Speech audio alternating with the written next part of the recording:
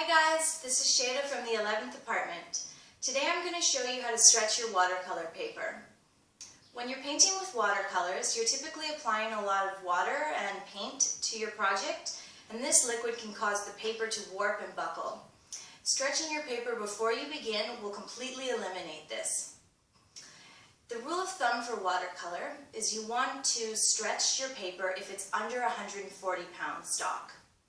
Paper weight refers to the weight of 500 sheets or 1 ream of any type of paper. So the paper in your books or novels is typically 10 or 20 pound. If you're looking for a good sketchbook, you'll see they're labeled as 80 or 120 pound paper. And watercolor paper is typically anywhere from 100 pound up to 300 or 400 pounds.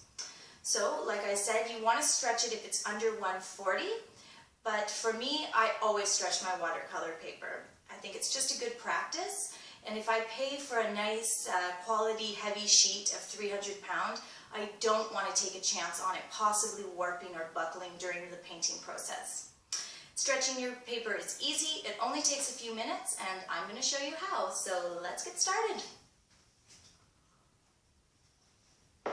Okay, to begin, I'm going to just point out the supplies we'll be using. You need your paper, a flat, clean board such as particle board or a piece of masonite, craft paper tape that's water activated, a sponge, scissors, a ruler and pencil, and of course a basin of water. The first thing we want to do is lay down a border for our tape so that when we're laying the tape down, you know where you want to put it. I've already done 3 sides and I'll do the last one. I'm going to just put my tape 1 centimeter from the edge, and I'll just lay down a few guiding lines for that. The next thing we're going to do is cut our craft paper tape to size. So I've done 2 sides here. We just want it to go a little beyond the edge of the paper. There we go. And 1 more. That's about right.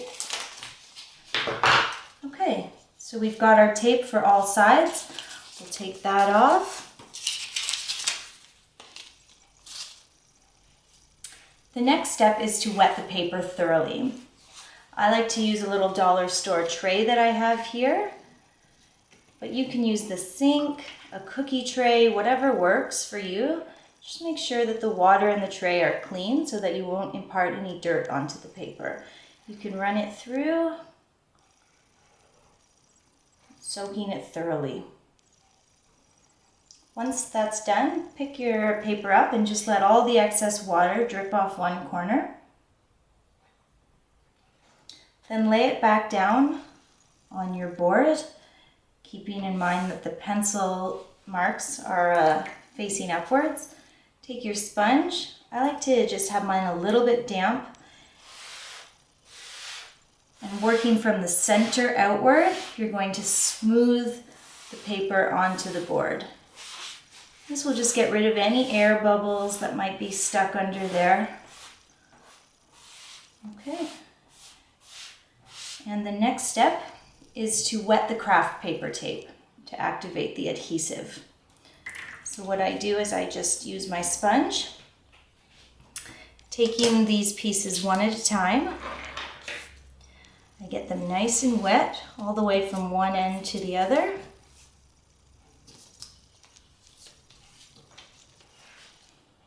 And then I use my marks that I made. It doesn't matter if this is perfect, but you want to get it as close as possible. To lay it down nice and straight. You can use your hands or the sponge to smooth it.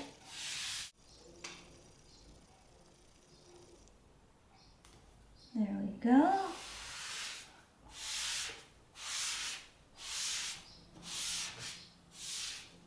I think that one I missed my mark a little. It can be hard to find those pencil marks because the tape tends to curl, but it doesn't matter. As long as you have a generally straight area, you're going to be fine. You can always cut the paper later to size. You can either use an X-Acto knife to cut around the edge of the tape for removal, or you can use a little water to lift up the tape. Just rub it with water and it'll ease off the paper. Okay. All done. That's all there is to it. Now the only thing you need to do is have a little patience and wait. It takes a few hours. I would like to leave mine overnight, but probably a full 3 hours, and it will be dry. And you just don't want to start painting until it's completely dry. So that's how you stretch watercolor paper. Thanks for watching.